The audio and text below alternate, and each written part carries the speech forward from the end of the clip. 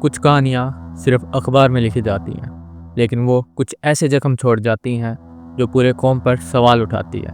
ये किसी मूवी का सीन नहीं है, ये हथरास है।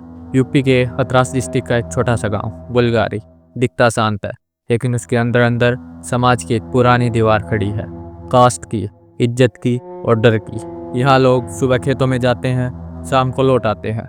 जिंदगी सीधी है, लेकिन एक लाइन है जो हर घर को अलग करती है। ठाकुर का घर अलग और दलित का घर अलग। ये घटना 14 सितंबर 2020 की है, जब विक्टिम एक 19 साल की दलित लड़की घर से निकली थी खेतों की ओर चारा लेने के लिए। विक्टिम की डाइंग स्टेटमेंट के अकॉर्डिंग 4 लोग संदीप, रवि, रामू और लवकुश, इन चारों ने मिलकर उसका रेप किया। उन्होंने विक्टिम का दुपट्टा लिया, उसको स्ट्रैंगल किया और घसीटते हुए उसे खेतों की ओर ले गए, जिसके कारण उसकी स्पाइनल इंजरी हुई। विक्टिम ने अपने आप को बचाने की कोशिश की, जिसके कारण उसकी खुद की टंग बाइट हो गई। उन चारों ने मिलकर उसका रेप किया और उसको अधमरी हालत में वहीं पर छोड़ आए। उसकी मां ने उसके चीखने की आवाज़ें सुनी, जो उसे ढूंढते हुए खेतों में आई थी। वो उसे पहले चांदपा पुलिस स्टेशन में ले गए, जहाँ एसएचओ टी.के. वर्मा ने उनके क्लेम को रिजेक्ट कर दिया। फैमिली के अकॉर्डिंग उसने उन्हें काफ़ी ह्यूमिलिएट किया। पुलिस ने रिपोर्ट 20 सितंबर को रजिस्टर की और विक्टिम की स्टेटमेंट 22 सितंबर को रिकॉर्ड की गई।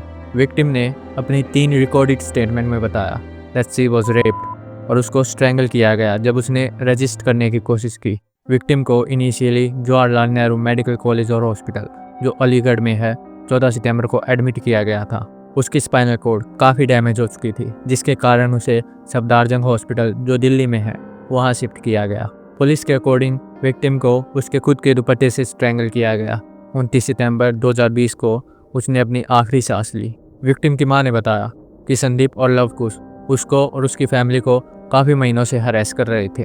ऑटोप्सी ने डेथ का कारण स्पाइनल कॉर्ड पर इंजरी बताया, लेकिन रिपोर्ट ने रेप का जिक्र नहीं किया, क्योंकि वो डेथ का रीज़न नहीं था। रिपोर्ट में उसके प्राइवेट पार्ट्स पर हील हुई पुरानी चोटों का जिक्र किया गया है, लेकिन वो कितनी पुरानी है इसका जिक्र नहीं किया गया। लेकिन एक साइंटिफिक ऑफिसर ने क्लैरिफाई किया कि हो सकता है कि ये चोटें ट्रीटमेंट के दौरान हील हो गई हों। विक्टिम को ज़बरदस्ती क्रीमेट किया गया, वो भी रात के 2:30 बजे on 29 September 2020 bye UP police, वो भी फैमिली के कंसेंट के बिना। ये सब फैमिली की रजामंदी के बिना हुआ और उन्हें उन्हीं के घर में बंद कर दिया गया। रिपोर्ट्स के अकॉर्डिंग क्रीमेशन के लिए पेट्रोल यूज़ किया गया। हावेवर प्रशांत कुमार एडीजी ने कहा कि फैमिली की कंसेंट ली गई थी। ज़बरदस्ती क्रीमेशन करने की रिपोर्ट ने इलाहाबाद हाई कोर्ट को सो मोटो लेने के लिए मजबूर कर दिया। बेंच ने विक्टिम की फैमिली, डिस्ट्रिक्ट मजिस्ट्रेट और सुप्रिटेंडेंट ऑफ पुलिस को उनके सामने हाजिर होने के लिए कहा। बेंच ने कहा कि विक्टिम की डेथ के बाद जो भी इंसिडेंट हुए उसके क्रीमेशन तक उसने हमारी कॉन्शियंस को झंझोड़ कर रख दिया। जब यह न्यूज़ इनिशियली सोशल मीडिया पर फैली तो आगरा पुलिस, हथरास के डिस्ट्रिक्ट मजिस्ट्रेट और यूपी के इंफॉर्मेशन एंड पब्लिक रिलेशन ने इसे एक फेक न्यूज़ बताया। बाद में एक सीनियर यूपी पुलिस ऑफिसर ने क्लेम किया कि फॉरेंसिक रिपोर्ट के हिसाब से सैंपल्स में स्पर्म नहीं मिला और कुछ लोगों ने इस केस को ट्विस्ट कर दिया है ताकि कास्ट बेस्ड टेंशन बढ़ सके।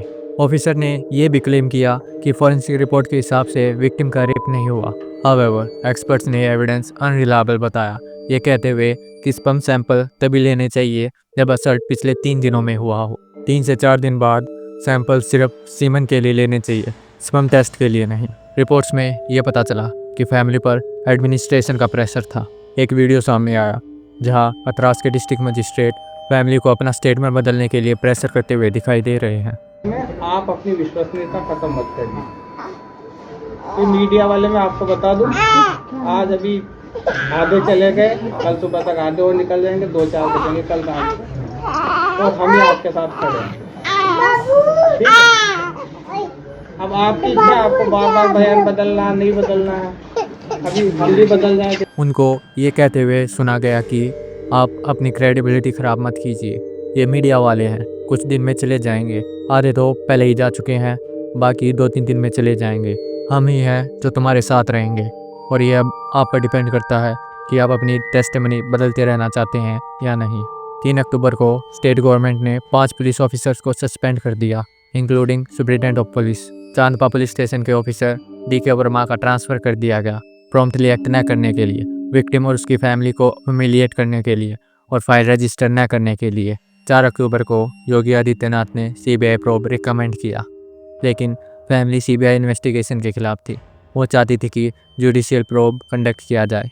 हाउएवर, सेंट्रल गवर्नमेंट के नोटिफिकेशन के बाद सीबीआई ने 10 अक्टूबर को अपनी इन्वेस्टिगेशन शुरू कर दी। सरकार के खिलाफ और विक्टिम को जस्टिस दिलाने के लिए प्रोटेस्ट किए गए।